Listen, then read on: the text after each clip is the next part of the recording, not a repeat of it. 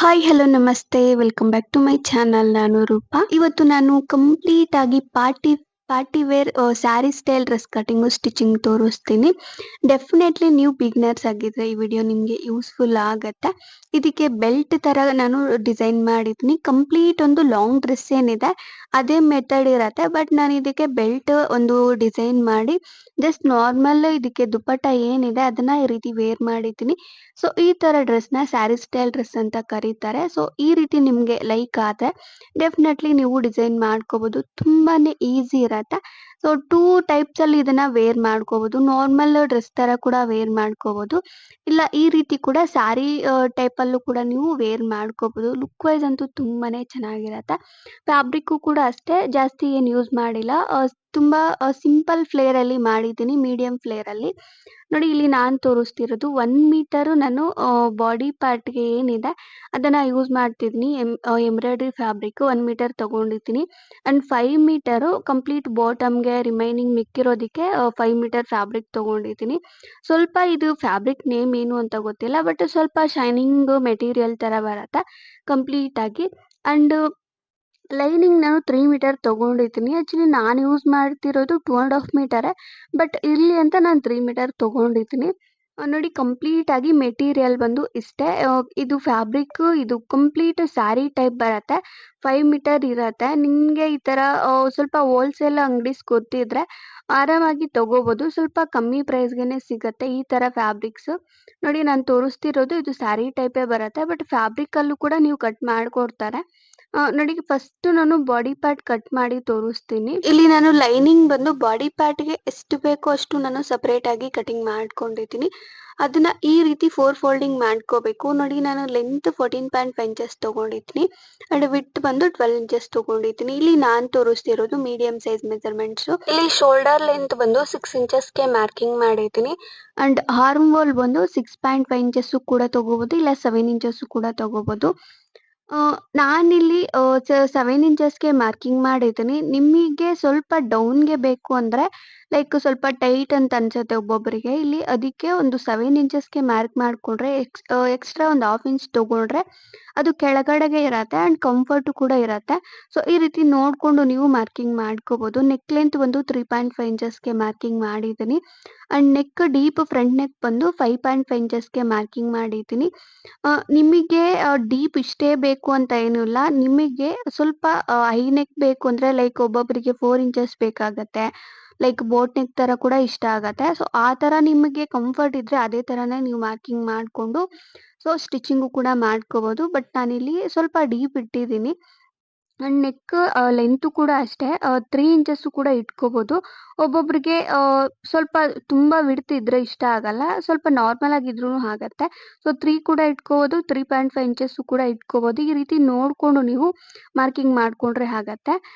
ಈ ರೀತಿ ಕಂಪ್ಲೀಟ್ ನಾನು ಈ ರೀತಿ ಮಾರ್ಕಿಂಗ್ ಮಾಡ್ಕೊಂಡು ಕಟಿಂಗ್ ಮಾಡಿದ್ದೀನಿ.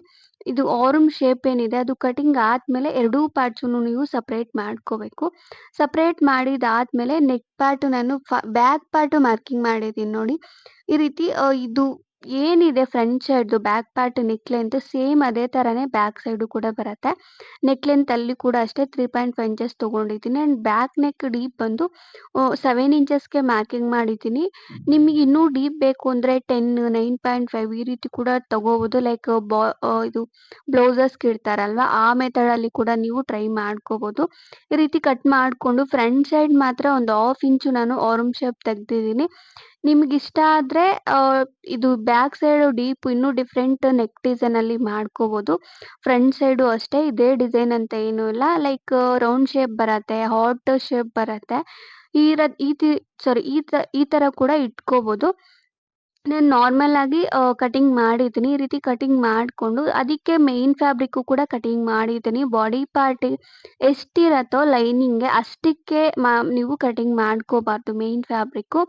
ಒಂದು 1/2 ಇಂಚು ನೀವು ಮಾರ್ಜಿನ್ ಬಿಟ್ಕೊಂಡು ಮೇನ್ ಫ್ಯಾಬ್ರಿಕ್ ಕಟ್ ಮಾಡ್ಕೊಂಡ್ರೆ ಅವಾಗ ಫಿನಿಶಿಂಗ್ ಚೆನ್ನಾಗಿ ಬರತ್ತೆ. ನೋಡಿ ನಾನು ಕಟಿಂಗ್ ಆದ್ಮೇಲೆ ಕಂಪ್ಲೀಟ್ ಆಗಿ ಎರಡೂ ಪಾರ್ಟ್ಸನ್ನು ಸೇರಿಸ್ಕೊಂಡು ಲೈನಿಂಗ್ ಅಟ್ಯಾಚ್ ಮಾಡ್ಕೊಂಡಿದ್ದೀನಿ. ಫಸ್ಟ್ ನೀವು ಇದು ಓನ್ಲಿ ನೆಕ್ ಪಾರ್ಟ್ ಮಾತ್ರ ಸ್ಟಿಚಿಂಗ್ ಮಾಡ್ಕೋಬೇಕು. ಮಾಡ್ಕೋಬೇಕು. ಅದು ಸ್ಟಿಚಿಂಗ್ ಆದ್ಮೇಲೆ ರಿಮೈನಿಂಗ್ ಏನಿದೆ ಬಾಡಿ ಪಾರ್ಟು ಅದನ್ನ ಅಟ್ಯಾಚ್ ಮಾಡ್ಕೋಬೇಕು. ನೀವು ನಾರ್ಮಲ್ ಆಗಿ ಒಂದೇ ಸಲ ಲೈನಿಂಗ್ ಅಟ್ಯಾಚ್ ಮಾಡಿ ಕೂಡ ಸ್ಟಿಚಿಂಗ್ ಮಾಡ್ಕೋಬಹುದು. ಅದು ಕೂಡ ಚೆನ್ನಾಗೇ ಇರತ್ತೆ. ಇಲ್ಲಿ ನಾನು ಬ್ಯಾಕ್ ಪಾರ್ಟ್ ಮಾರ್ಕಿಂಗ್ ಮಾಡ್ತಿದ್ದೀನಿ. ಬ್ಯಾಕ್ ಪಾರ್ಟ್ ಏನು ಇಲ್ಲ, ಜಸ್ಟ್ ಈ ರೀತಿ ಟೂ ಫೋಲ್ಡಿಂಗ್ ಮಾಡ್ಕೊಂಡು ಬ್ಯಾಕ್ ಪಾರ್ಟ್‌ಗೆ ಟಕ್ಸ್ ಮಾರ್ಕಿಂಗ್ ಮಾಡ್ಕೋಬೇಕು.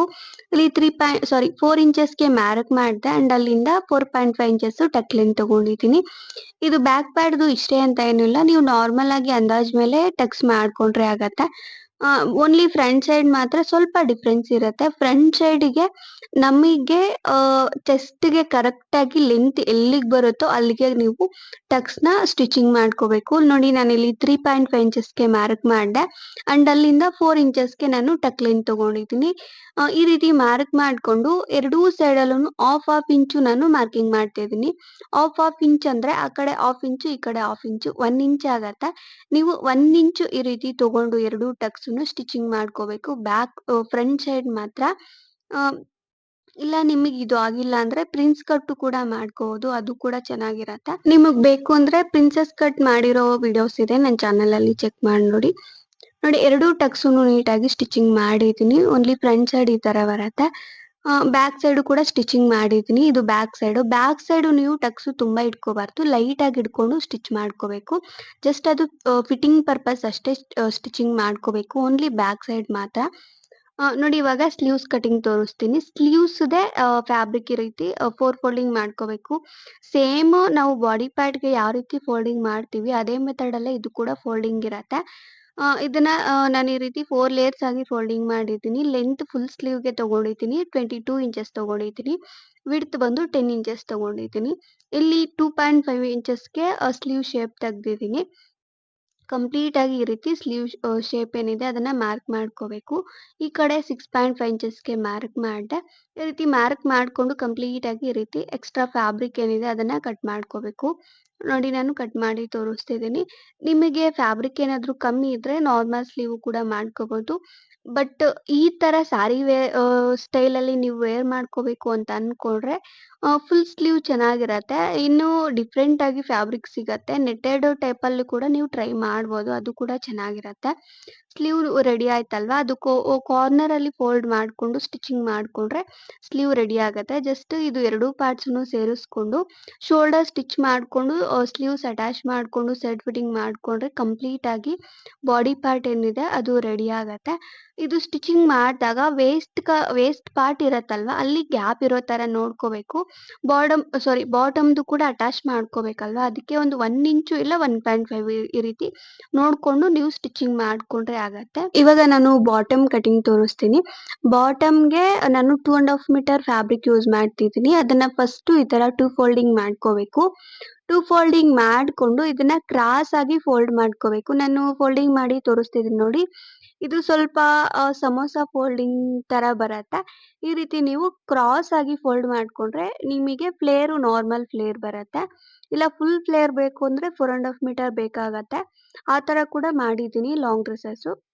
ಬಟ್ ಇಲ್ಲಿ ನಾನು ಇದ್ರಲ್ಲೇ ದುಪ್ಪಟ್ಟ ಕೂಡ ಸಪರೇಟ್ ಮಾಡ್ಕೋಬೇಕಲ್ವಾ?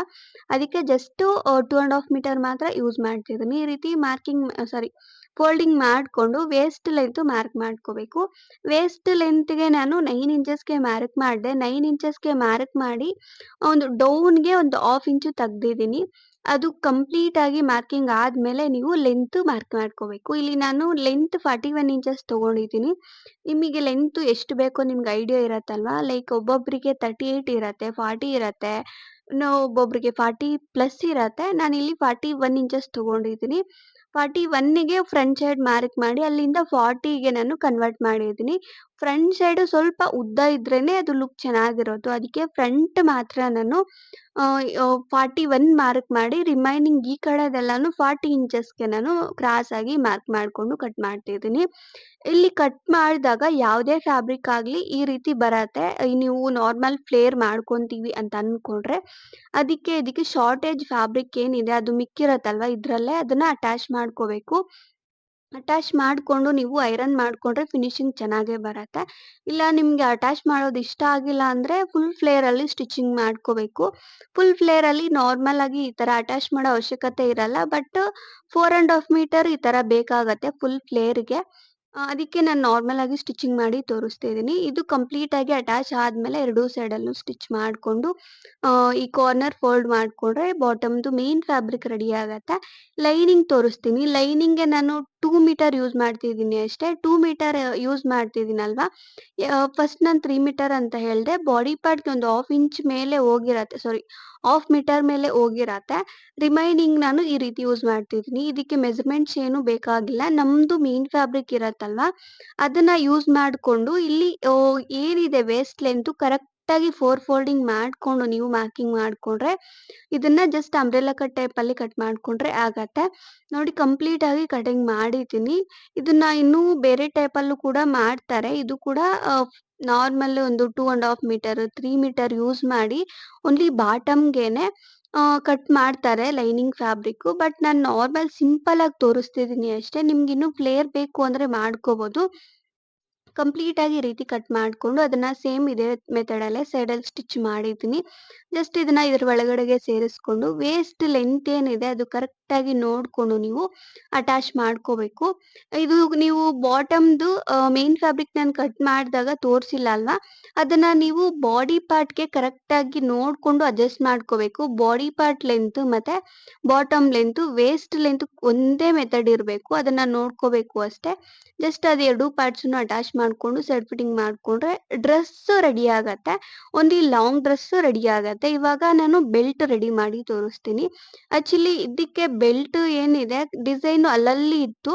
ಅದಕ್ಕೆ ನಾನು ಇದು ಫ್ಯಾಬ್ರಿಕ್ಸ್ ಅಟ್ಯಾಚ್ ಮಾಡ್ಕೊಂಡು ನನಗೆ ಕಮ್ಮಿ ಫ್ಯಾಬ್ರಿಕ್ ಇತ್ತು. ಅದನ್ನ ಅಟ್ಯಾಚ್ ಮಾಡಿ ಈ ರೀತಿ ಡಿಸೈನ್ ಮಾಡ್ತಿದ್ದೀನಿ. ಜಸ್ಟ್ ಈ ಡಿಸೈನ್ ಪಾರ್ಟ್ ಮಾತ್ರ ಕರೆಕ್ಟಾಗಿ ಕಾಣಿಸ್ಲಿ ಅಂತ ನಾನು ಒಳಗಡೆ ಫೋಲ್ಡ್ ಮಾಡಿ ಮತ್ತೆ ಅದನ್ನ ಸೈಡಲ್ಲಿ ನೀಟಾಗಿ ಅಟ್ಯಾಚ್ ಮಾಡ್ತಿದ್ದೀನಿ. ಅದಕ್ಕೆ ಸ್ವಲ್ಪ ಇದು ಅಷ್ಟು ನೀಟಾಗಿ ಫಿನಿಶಿಂಗ್ ಬಂದಿಲ್ಲ. ಬಟ್ ಐರನ್ ಮಾಡಿದ್ರೆ ಓಕೆ ಚೆನ್ನಾಗೇ ಕಾಣ್ಸತ್ತೆ. ನೋಡಿ ನಾನು ಈ ಡಿಸೈನ್ ಮಾತ್ರ ಕಾಣಿಸ್ಲಿ ಅಂತ ಮಿಡಲಲ್ಲಿ ಏನಿದೆ ಪ್ಲೇನ್ ಫ್ಯಾಬ್ರಿಕ್ಕು ಅದನ್ನ ಒಳಗಡೆಗೆ ಸ್ಟಿಚಿಂಗ್ ಮಾಡಿದ್ದೀನಿ. ಬೆಲ್ಟ್ ನಿಮ್ಗೆ ಇನ್ನೂ ಫಿನಿಶಿಂಗ್ ಬೇಕು ಅಂದ್ರೆ ನಾನು ಬೆಲ್ಟ್ ಸ್ಟೈಲಲ್ಲಿ ವಿಡಿಯೋಸ್ ತುಂಬಾ ಮಾಡಿದ್ದೀನಿ. ಚೆಕ್ ಮಾಡಿ ನೋಡಿ. ಜಸ್ಟ್ 2 ಕಾರ್ನರ್ಸುನು ನೀಟಾಗಿ ಲೈನಿಂಗು ಮೇನ್ ಫ್ಯಾಬ್ರಿಕ್ ಸ್ಟಿಚ್ ಮಾಡ್ಕೊಂಡು ಅಪೋಸಿಟ್ ತಗೊಂಡ್ರೆ ನೀಟಾಗಿ ಬರತ್ತೆ. ನೋಡಿ ಎರಡೂ ಸೈಡಲ್ಲೂ ನೀಟಾಗಿ ಸ್ಟಿಚ್ ಮಾಡ್ಕೋಬೇಕು. ಅಂಡ್ ಈ ಕಡೆ ಕಾರ್ನರು ಆ ಕಡೆ ಕಾರ್ನರು ಒಂದು ಥ್ರೆಡ್ ರೆಡಿ ಮಾಡ್ಕೊಂಡ್ರು ಕೂಡ ಆಗತ್ತೆ. ಇಲ್ಲ ನಿಮಗೆ ಇದು ಬರತ್ತೆ, ಈ ಹುಕ್ಸ್ ತರ ಬರತ್ತೆ. ಹುಕ್ಸು ಕೂಡ ಹಾಕ್ಕೋಬೋದು. ಅದು ಕೂಡ ಚೆನ್ನಾಗಿರತ್ತೆ. ಡೋರಿ ಥ್ರೆಡ್ಸ್ ಅಂತ ಬರತ್ತಲ್ವಾ, ಅದನ್ನ ನಾನು ರೆಡಿ ಮಾಡ್ಕೊಂಡಿದ್ದೀನಿ. ಅದನ್ನ ಏನು ಸ್ಟಿಚಿಂಗ್ ಮಾಡಿ ತೋರಿಸಿಲ್ಲ. ಜಸ್ಟ್ ಈ ಕಾರ್ನರ್ ಈ ರೀತಿ ಒಳಗಡೆ ಫೋಲ್ಡ್ ಮಾಡ್ಕೊಂಡು ಆ ಥ್ರೆಡ್ ಇದ್ರ ಮಿಡಲ್‌ಗೆ ಸೇರಿಸ್ಕೊಂಡು ನೀವು ಸ್ಟಿಚಿಂಗ್ ಮಾಡ್ಕೋಬೇಕು. ನೋಡಿ ನಾನು ತೋರಿಸ್ತಿದೀನಿ. ನನಗೆ ಫ್ಯಾಬ್ರಿಕ್ಕು ಸ್ವಲ್ಪ ಕಮ್ಮಿ ಮಿಕ್ಕಿತ್ತು. ಇದ್ರಲ್ಲೇ ಆಕ್ಚುಲಿ ನಾನು ಓನ್ಲಿ ಫ್ರಂಟ್ ಸೈಡ್‌ಗೆ ಮತ್ತೆ ಸ್ಲೀವ್ಸ್‌ಗೆ ಅಂತಾನೆ ತಗೊಂಡಿದ್ದೆ ಫ್ಯಾಬ್ರಿಕ್ಕು. ಬ್ಯಾಕ್ ಸೈಡ್‌ಗೂ ಕೂಡ ನಾನು ಹಾಕಿಲ್ಲ ಈ ತರ ಡಿಸೈನ್ ಫ್ಯಾಬ್ರಿಕ್ಕು. ಓನ್ಲಿ ಫ್ರಂಟ್‌ಗೆ ಸ್ಲೀವ್ಸ್‌ಗೆ ಯೂಸ್ ಮಾಡಿದ್ದೀನಿ ಅಷ್ಟೇ. ಬ್ಯಾಕ್ ಸೈಡ್‌ಗೆ ಪ್ಲೇನ್ ಫ್ಯಾಬ್ರಿಕ್కే ಯೂಸ್ ಮಾಡಿದ್ದೀನಿ. ಈ ಸ್ಯಾರಿ ಫ್ಯಾಬ್ರಿಕ್కే ಯೂಸ್ ಮಾಡಿದ್ದೀನಿ. ಅದಕ್ಕೆ ನನಗೆ ಫ್ಯಾಬ್ರಿಕ್ ಕಮ್ಮಿ ಬಂದಿತ್ತು. ಇದ್ರಲ್ಲೇ ಅಡ್ಜಸ್ಟ್ ಮಾಡಿ ನಾನು ಬೆಲ್ಟ್ ರೆಡಿ ಮಾಡ್ದೆ. ಅದಕ್ಕೆ ಈ ಬ್ಯಾಕ್ ಸೈಡ್‌ಗೆ ಥ್ರೆಡ್ಸ್ ಕಟ್ಕೊಳ್ಳೋದಿಕ್ ಮಾಡಿದ್ದೀನಿ. ಇಲ್ಲ ಅಂದ್ರೆ ಹುಕ್ಸ್ ತರ ಕೂಡ ಮಾಡ್ಕೋಬೋದು. ನೋಡಿ ಈ ರೀತಿ ಬರುತ್ತೆ. ಕಂಪ್ಲೀಟ್ ಡ್ರೆಸ್ ಏನಿದೆ ಅದು ರೆಡಿ ಆಯ್ತು. ಈ ಕಟ್ಕೊಳ್ಳೋದಿಕ್ಕೆ ಕೂಡ ನಾನು ಡೋರಿ ಥ್ರೆಡ್ಸು ರೆಡಿ ಮಾಡಿದ್ದೀನಿ. ಕಂಪ್ಲೀಟ್ ಡ್ರೆಸ್ಸು ರೆಡಿ ಆಯ್ತು. ಬೆಲ್ಟು ಕೂಡ ಸ್ಟಿಚಿಂಗ್ ಮಾಡ್ದೆ. ದುಪ್ಪಟ್ಟ ಏನೂ ಇಲ್ಲ. ರಿಮೈನಿಂಗ್ ಫ್ಯಾಬ್ರಿಕ್ ಇರತ್ತಲ್ವಾ ಮಿಕ್ಕಿರೋದು, ಅದನ್ನ ಜಸ್ಟ್ 4 ಸೈಡಲ್ಲೂ ಕೂಡ ಫೋಲ್ಡ್ ಮಾಡಿ ಸ್ಟಿಚಿಂಗ್ ಮಾಡ್ಕೊಂಡ್ರೆ ಆಗತ್ತೆ. ನಿಮ್ಮತ್ರ ಬಾರ್ಡರ್ ಇದ್ರೆ ಬಾರ್ಡರು ಕೂಡ ಅಟ್ಯಾಚ್ ಮಾಡ್ಕೋಬೋದು. ಸೊ ನಿಮ್ಗೆ ಈ ವಿಡಿಯೋ ಯೂಸ್‌ಫುಲ್ ಆಗಿದೆ ಅಂತಾನೆ ಅನ್ಕೊಂಡಿರ್ತೀನಿ. ಯೂಸ್‌ಫುಲ್ ಆಗಿದ್ರೆ ಪ್ಲೀಸ್ ಲೈಕ್ ಮಾಡಿ, ಶೇರ್ ಮಾಡಿ and please subscribe to my channel. Thank you. Thanks for watching.